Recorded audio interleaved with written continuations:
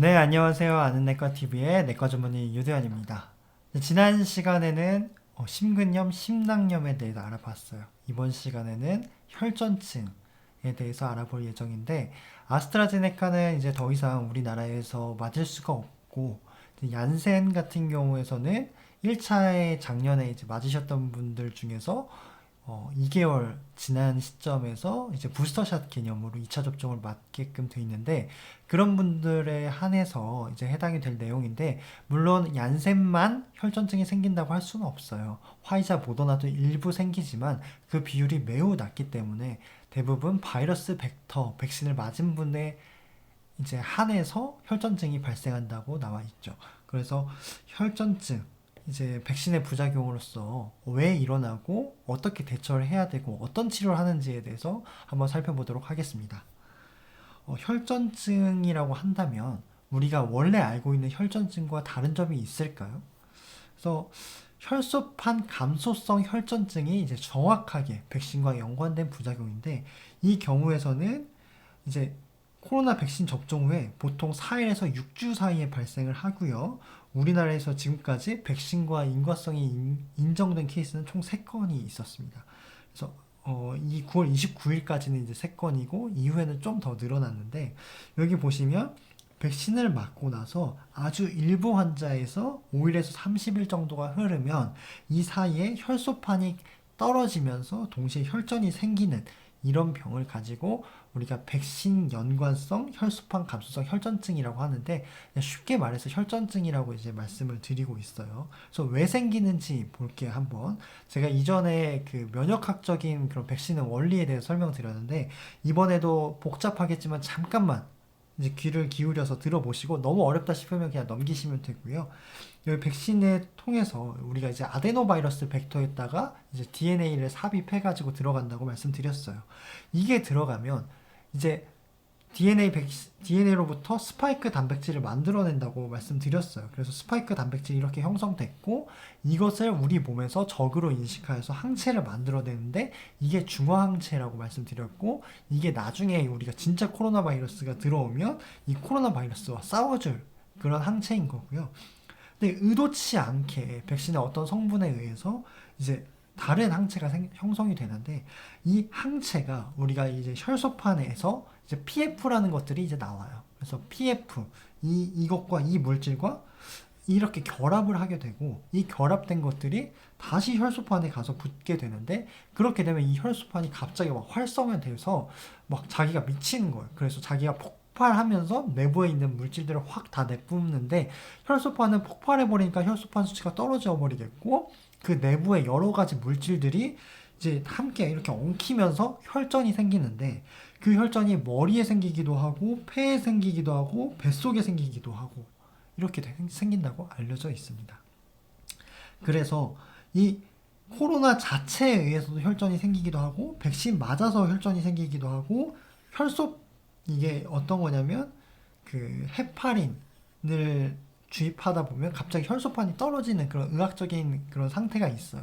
그런 것들은 이 항체 형성되는 그런 패턴들이 일반인들과 다르기 때문에 발생하는 건데, 어려우니까 제가 여기서 이 그림을 통해서 말씀드리고자 하는 바는, 백신을 통해서도 이 혈전증이 생성될 수 있지만 기존의 이제 코로나랑 헤파린 2에 의해서 생기는 그런 메커니즘과 비슷하다라고 알고 계시면 되겠습니다. 그래서 이제 머리에 생기는 경우가 있는데, 이 머리에 생기는 경우가 굉장히 우리가 이 영어로는 unusual, 그러니까 일반적이지 않은 부위인 거예요. 뭐 예를 들어서 뇌졸중이라고 한다면 뇌동맥이 생기는 건데, 보통 이 정맥동이라는 거는 혈류의 흐름이 굉장히 느리기 때문에 잘 생성되지 않는 곳이란 말이에요. 근데 이 항체, 아까 말씀드린 PF를 인지하는 그 항체가 이쪽으로 잘 간다는 그런 뜻이거든요. 그래서 여기에 잘 형성이 된다는 거고, 이 머리에 생기면 당연히 머리가 깨질 듯이 아프시겠죠. 그래서 봤더니 우리가 대부분 이 병으로 사망하시는 분들을 살펴봤더니, 일단은 연령을 보니까 뭐 뚜렷하게 있진 않지만 골고루 퍼져 있어요. 그리고 여기 또 보시면 백신을 이게 사망하신 분들에 대한 데이터거든요. 그래서 사망하신 분들을 봤더니 보통 백신을 맞고 나서 열흘에서 15일이 흘렀을 때 보통 증상이 발생하면서 사망하셨다고 되어 있고, 이 혈소판 수치는 대개 3만대, 이게 정상이 15만에서 45만이거든요. 그래서 그 3만으로 떨어지면 이분들은 곧 돌아가시겠구나 라고 이런 데이터가 있었고, 파이브로노겐 수치도 꽤 많이 오르진 않지만 1에서 2 사이에 이제 해당이 됐고, 디다이머라고 해서 우리가 혈소판이 생기면 올라가는, 그러니까 응집이 되면 올라가는 그런 수치인데, 혈전이 생기면 올라가는 수치인데 그 수치도 꽤 상승돼 있었다라고 알고 계시면 되고요. 이제 일반 혈전증과 아까 백신으로 발생하는 혈소판이 떨어지면서 동시에 혈전증이 생기는 거에 차이점을 말씀드리면, 이 일반 혈전증은 아까 이제 뇌동맥도 말씀드렸지만 관상동맥, 뇌동맥 같은 전형적인 부위가 있어요. 근데 이거는 매우 혈전증이 잘 안 생기는 뇌정맥동이랑 이 배 안에 이제 내장동맥이라는 게 있는데, 내장정맥이라는 게 있는데 그런 데 생긴다는 거죠. 그래서 굉장히 비특이적인 곳에 생기는 거고, 이제 혈전이 생기면 아무래도 그쪽의 혈류 흐름을 차단하기 때문에 이제 심장에 생길 경우에는 심장이 근육들이 녹아내려서 심근 효소 수치가 올라가고, 이제 정맥에 생기는 경우에서는 디다이머라고 해서 혈전의 생기염으로 인해서 올라가는 수치라고 말씀드렸는데 그게 올라가고, 물론 이제 혈소판 갑성 혈전증에서도 그런 게 동반될 수는 있지만, 이게 혈전증에서 안 나오는 혈소판이 감소하면서 동시에 아까 말씀드린 그 백신이 생성되면서 중항체도 생성되지만 PF4를 인지한 항체, 즉 PF4 항체가 발견될 수 있다는 거죠. 그래서 발생 기전도 매우 다르고 그렇기 때문에 치료도 다릅니다.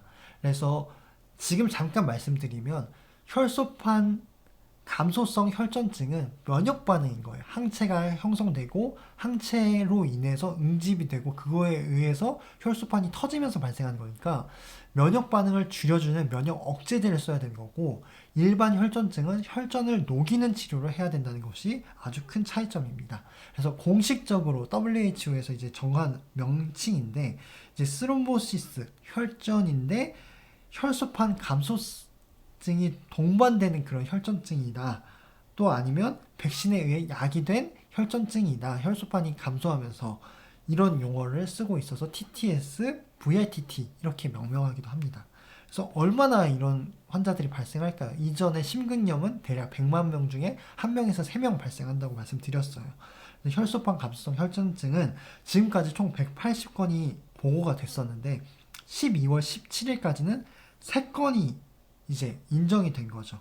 그래서 사망한 케이스는 혈소판 혈소성 감소증 때문에 사망한 케이스는 1건이 인정됐고, 중증으로 진행한 케이스를 이 백신으로 인해 발생한 혈소판 감소성 혈전증이다 라고 인정한 케이스는 딱 2차례 있었는데, 모두 다 아스트라제네카에 의해서 야기된 거고, 30대 남성이 2명, 이 2명은 모두 다 뇌정맥에 발생을 했고 70대 여성 1명은 심부정맥에 발생을 했다라고 알고 계시면 되겠습니다. 그래서 혈전증 사망 위험이 꽤나 있기 때문에 일단 걸리면, 이게 진단이 되면 치사율이 20%가 넘는다고 알려져 있어요.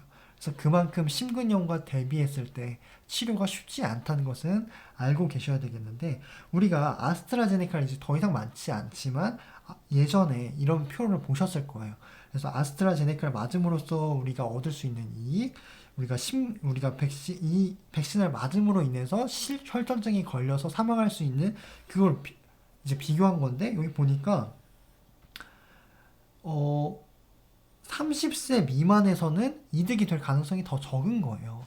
그래서 처음에 아스트라제네카를 의료진한테 맞히겠다라고 했을 때 30세 미만은 화이자를 맞았어요. 왜냐면 아스트라제네카 맞아도 혈전증이 생길 수 있는 그런 비율과 이걸로부터 얻을 수 있는 이득 사이에서, 이득과 손실 사이에서 오히려 손실이 더 높을 거가, 이득이 약간 더 적다고 판별했기 때문에 초반에는 30세 미만에서는 아스트라제네카가 금기였어요. 그 이후에 30세 이상부터는 이제 아스트라제네카를 맞추기 시작했는데, 이러한 논리에 의해서요.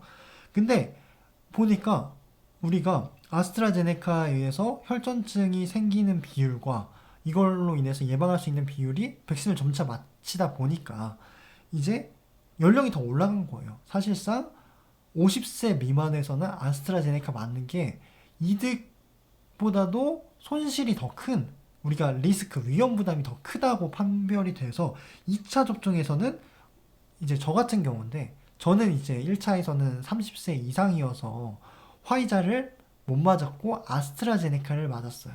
근데 2차 접종에 와서는 이제 50세 이상이 안 되기 때문에 그 나이에서는 아스트라제네카가 아니라 화이자를 맞아야 된다는 거죠. 50세 이상은 아스트라제네카고요. 그래서 백신의 접종의 그런 할 때 있어서 어떤 백신을 놓을지 이런 걸 선택하는 데 있어서 모든 그런 데이터를 응용해서 이득과 손실을 따져가면서 정책을 정한다라는 걸 알고 계시고, 이런 혈전증에 대한 이슈로부터 굉장히 자유롭지 못했던 그런 백신이다 라고 알고 계시면 되겠습니다. 그래서 혈전증에 대한 상황을 보시면 영국이 아스트라제네카를 개발한 나라니까 제일 많이 맞췄어요. 그래서 보시면 총 12월 15일까지 429건이 신고가 됐고 치사율은 17.5%나 됐고 75명이 사망을 했고요. 독일은 총 200건이 혈전증이 있다라고 보고됐고, 일본은 아스트라제네카를 안 맞춘다고 돼 있는데 여기 뭐 일부 맞으셨던 분이 계셨나 봐요. 한 건이 보고됐는데 여기 또 주목할 점은 화이자나 모더나에서도 45건, 11건이 발생했다. 그래서 아스트라제네카 얀센에 한정돼서 발생하는 이슈는 아니구나. 이 점도 우리가 눈여겨볼 점입니다. 주로 어떤 환자분들이 많이 발생하나 봤더니 대개 그 여성 같은 경우에서 총 15건이 이제 미국에서 발생했는데 30대, 40세 미만, 30대 뭐 초중반, 특히나 36세에서 38세 이 연령층에서 많이 발생을 했다고 알려져 있고요. 이런 사례들을 이제 얘기하시는 분들이 있어요. 그래서 경구 피임약 복용하면 사실상 혈전증이 생기는 비율이 10,000명당 4건 정도 된다. 그리고 우리가 비행기를 타기만 해도 우리가 그 심부정맥에 생기는 혈전증이 이제 DVT라고 이제 영어로 하는데 이게 10,000명당 한 건이 발생을 한다고 해요. 근데 이것과 대비했을 때 영국에서 이제 총 나타난 비율을 하면 100만 명당 혈전증 발생하는 비율이 7명 정도였고, 우리나라에서 뭐 이때 4월 27일까지는 없었다고 하는데 아까 12월 17일까지 했을 때는 총 3건이 발생을 했었죠. 그래서 비교를 해보면 우리가 이 혈전증은 너무나도 적은 사례 아닌가라고 얘기할 수는 있어요. 하지만 혈전증이 한 번 걸리면 치사율이 무려 20% 가까이 되기 때문에 그것에 대해서는 이 확률적으로 판단하기는 어렵다는 거죠.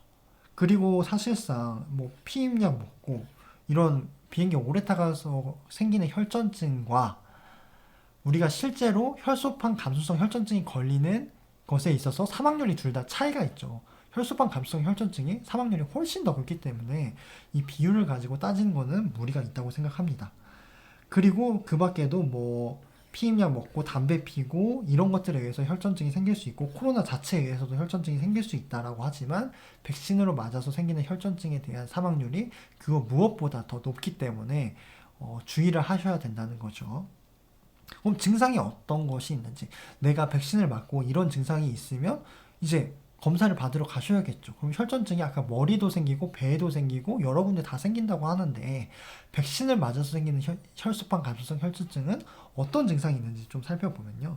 주로 머리에 생길 경우는 똑같아요. 이제 머리가 아프고 막 신경학적 장애가 뭐 갑자기 팔다리가 잘 안 움직이다든지 뭐 팔이 내 팔 같지 않는 느낌이 든다든지 아니면 시야가 흐려진다거나 물체가 두 개로 보인다거나 이럴 경우에서는 혈소판 감소성 혈전증을 의심을 해봐야 된다는 거고, 만약에 그게 폐동맥이나 폐정맥 이런 데에 생긴다면 숨이 차거나 가슴이 아플 수가 있고요.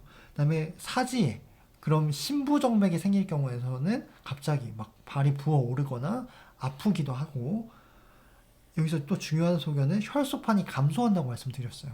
그럴 경우에는 이런 작은 멍이나 이런 뭐 혈종 같은 것들이 조그만 충격에도 생길 수가 있고 뭐 이런 반점 같은 붉은 반점 같은 것들이 생길 수도 있다는 거죠. 이럴 경우에는 의심을 해보셔야 된다는 거예요. 그래서 아까 다시 말씀드리면 4일에서 6주 사이에 발생하는 거예요. 백신 맞자마자 바로 혈전증 생기는 게 그 다음날 생기는 게 아니라 왜냐하면 면역 반응이 생기는 데까지 시간이 걸리기 때문에 4일에서 6주. 6주면 이게 날짜로 치면 42일 안에서도 발생할 수 있다는 거니까요. 이런 아까 뭐 머리 아프다거나 물체가 두 개로 보인다거나 숨이 차거나 다리가 붓는다거나 이러면 검사를 받으러 병원을 가셔야 된다는 거죠. 그래서 증상들을 말씀드렸는데 일단은 이 백신으로 인해서 발생하는 부위 혈관들이 굉장히 여러 개예요. 근데 그 발생하는 빈도를 보면 이 머리에 생기는 아까 뇌정맥동에 생기는 비율이 제일 많아요. 그 다음으로는 여기 보시면 이 폐동맥과 심부정맥 이런 비율이 많고 여기 보면 또 뇌출혈도 많이 일어난다고 돼 있어요. 혈소판이 수치가 떨어지기 때문에. 그래서 두통이 있으면 의심을 해보셔야 되는데 그것과 동시에 내 몸에서 멍이 잘 든다거나 아니면 붉은 반점이 나타나던가 출혈이 잘 안 멈춘다던가 이러면 의심을 해보셔야 된다는 거죠. 그래서 진단은 어떻게 하는 건가요? 그러면 뭐 혈소판 떨어지면 다 신부종 아까 말씀드렸던 혈소판 감소성 혈전증인가요? 라고 여쭤보시는 분들도 계세요. 근데 그렇지 않고요. 일단은 혈전이 확인이 돼야 돼요. 어디? 아까 제일 많이 생기는 곳이 머리 혹은 복부 이런 데 확인이 되고 이게 이제 더 신빙성이 높은 거고 그 외에 폐동맥이 있다거나 뭐 다리 쪽이나 뭐 심장 쪽에 혈전이 생길 수도 있는데 이 머리나 복부가 더 강력하게 의심이 된다는 거고 그것과 동시에 혈소판 감소가 됐다는 혈액검사 소견이 있어야 되겠죠.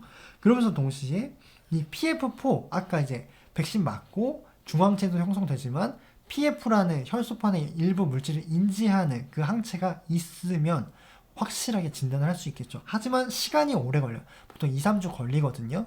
그렇기 때문에 혈소판 감소성 혈전증이 의심이 된다면 일단은 검체는 이제 외부로 보내고 나올 때까지 혈소판 감소성 혈전증에 맞춰서 치료는 시작하는 거죠. 그래서 치료는 뒤에서 다시 설명을 드릴 거고 그래서 치료는 하기에 앞서서 진단을 잘 해야 되는데 혈소판 감소증에 대한 게 명확히 있어야 되고 이제 혈전이 생기면 올라가는 수치 D다이머가 올라야 되고 머리나 복부나 폐 이런 데서 혈전이 확인이 돼야 되고 PF4가 최종적으로 양성이면 이거는 백신 맞고 형성된 발생한 혈소판 감소성 혈전증이다 라고 진단을 할 수 있게 되는 거죠. 그래서 다시 한번 요약해서 설명드리면 이 혈액검사에서 혈소판이 떨어져 있는 수치가 확인이 돼야 되고 동시에 이 뭐 D다이머라고 해서 아까 혈전이 형성되면 올라가는 수치가 이제 올라가 있으면 이제 보조적으로 가능성이 높겠다라고 확인하고 무엇보다 혈전이 CT나 MRI에서 확인이 돼야 된다는 거죠. 그리고 의사분들도 혹시나 이 강의를 들으실지 모르겠지만 이 정맥 페이스, 그러니까 베너스 페이스에 이제 CT나 MRI를 꼭 찍으셔야 우리가 일반 프로토콜에서는 베너스 페이스를 잘 안 하고 보통 찍잖아요. 그래서 베너스 페이스를 꼭 확인하셔서 요청을 해서 베너스 페이스도 함께 찍어주세요라고 해서 찍으시면 이제 더 확인하는 데 있어서 도움이 될 것 같고요.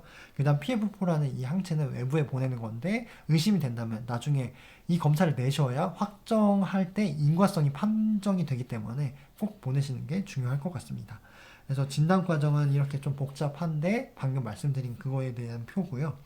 여기 보시면 이제 실제로 돌아가신 분과 돌아가지 않으신 분들에 있어서 이제 케이스들을 요약한 건데 뭐 확인한 것들이 이제 혈소판 아까 이제 말씀드렸던 혈소판이 특히나 3만 미만으로 떨어져 있으면 사망하신 분들에게 그런 경향이 또 꼭 있었기 때문에 이런 점은 좀 확인을 하셔야 될 필요가 있겠다라고 알고 계시면 되겠고 실제로 정맥동에 혈전증이 생겼을 때 이러한 소견들이 관찰이 돼서 우리가 최종적으로 머리에 혈전이 있구나를 진단할 수 있게 됩니다.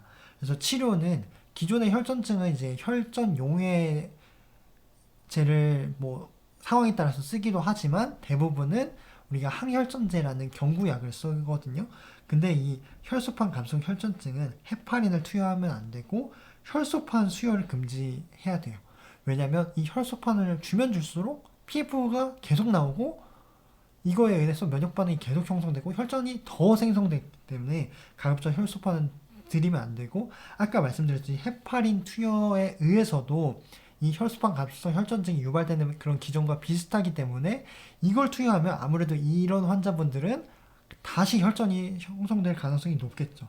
그래서 이분들의 1차 항응고제라고 해서 혈전을 녹일 수 있는 이런 약을 투여하거나 아니면 면역 반응을 애초에 리셋시키는 IVIG, 이뮤노글로빈 같은 것들을 투여해보는 게 좋을 것 같습니다.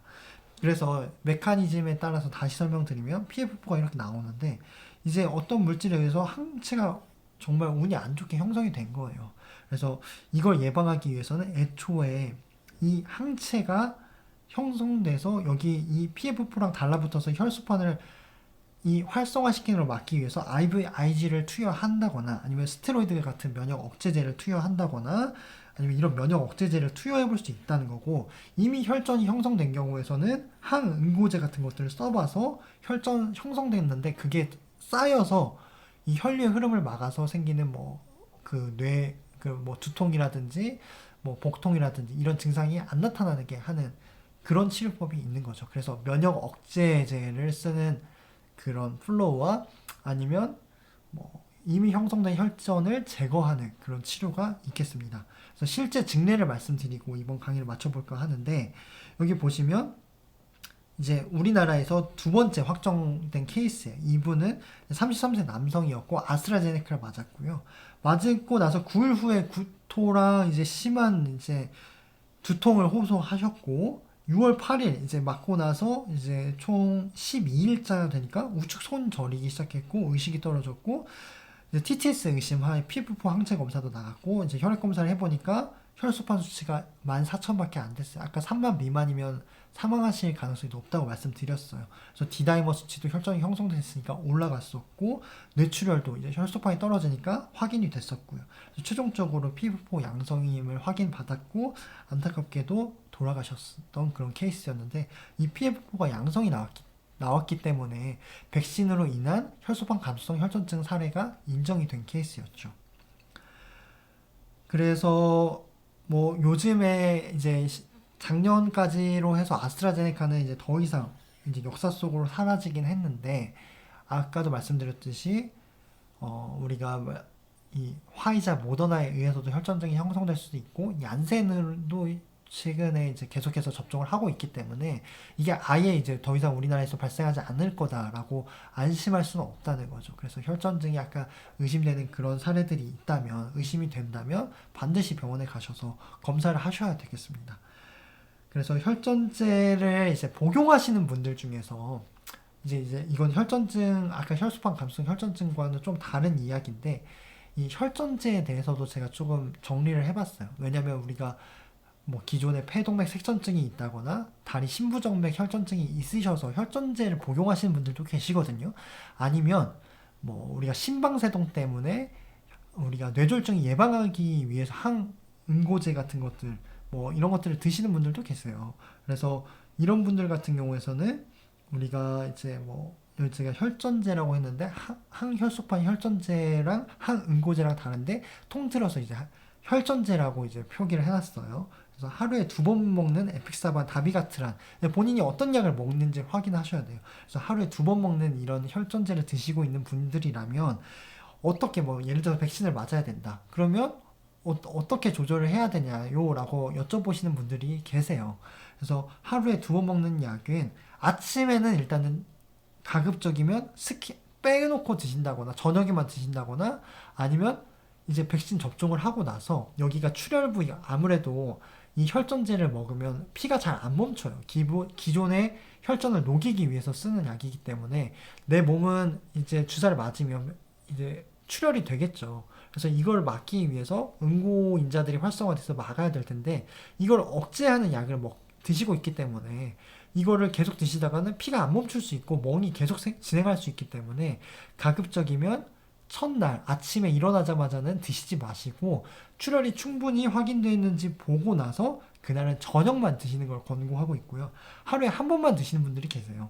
그런 분들은 이 충분히 지연된 걸 확인하고 그날만 이제 저녁에 드신다거나 조금 시간을 늦춰서 드시라고 이렇게 권고를 하고 있고, 항응고제를 복용하시는 분들은 애초에 와파린 같은 거 드시는 분들은 이제 말씀을 하셔야 돼. 그래서 접종 시에 주사바늘 좀 얇은 거를 쓴다든가 접종 후에 너무 이제 세게 문지르면 안 된다는 거죠. 그리고 충분한 2분 동안 압박을 하셔야 된다는 거고요.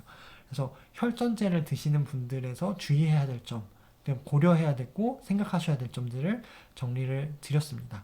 그래서 오늘 강의를 좀 정리를 해보면 혈소판 감수성 혈전증은 이제 아스트라제네카 얀센에서 특별하게 많이 발생하는 그런 질환인데 부작용인데 이제 아스트라제네카는 더 이상 맞지 않기 때문에 우리가 얀센을 맞으시는 분들이 특히나 주의하셔야 될 거고 화이자 모더나도 예외는 아니다. 하지만 가능성은 적다라고 말씀드렸고요. 발생하는 증상들 두통, 복통, 시야흐림, 신경학적 장애 이런 것들이 나타나는데 백신 맞자마자는 안 나타나고 보통 4일에서 6주까지 나타날 수가 있다라고 알고 계시고 만약에 치료를 하는 데 있어서는 이게 아무래도 면역 반응 중에 하나이기 때문에 진단하는 과정은 당연히 피검사를 통해서 우리가 그 면역 반응을 유발하는 항체를 찾아야 되는 거고 결국에는 CT나 MRI를 통해서 혈전이 있는지 없는지를 확인해서 의심이 되면 바로 면역 억제제 혹은 항혈전제를 써야 된다라고 알고 계시면 되겠습니다.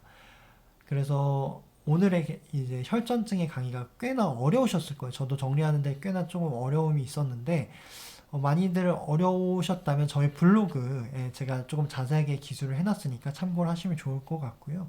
그래서 이제 백신의 부작용까지 말씀드렸어요. 요즘에 이제 방역 패스, 백신 패스다 해서 또 새로운 정책들이 나오고 있고 오미크론 주에 대한 우려도 꽤나 많이들 이제 하고 계시는데 다행스럽게도 지금 중증, 위중증 환자의 비율과 그런 병상 대기하는 그런 비율이 생각보다 조금 안정 추세에 있다고 제가 이제 확인을 했거든요. 그래서 그럼에도 불구하고 우리가 안심을 하면 안 된다는 거죠. 언제 또 돌파 감염과 또 확진자가 늘어나서 이 병상이 없어서 대기하시다가 악화되시는 분들이 늘어날 수가 있기 때문에 지금은 정부의 지침에 따르되 백신을 맞아야 될지 안 맞아야 될지 이런 부분에 대해서 판단이 안 되신다면 저의 유튜브 영상이나 콘텐츠를 확인해 보시면 좋을 것 같습니다. 추후에 제가 오미크론 변이 그 다음에 백신의 또 다른 이슈 이런 것들을 가지고 또 찾아뵐 테니까요. 많이들 관심 가져주시면 감사하겠습니다. 이상으로 오늘의 강의를 마치도록 하겠습니다. 경청해 주셔서 감사합니다.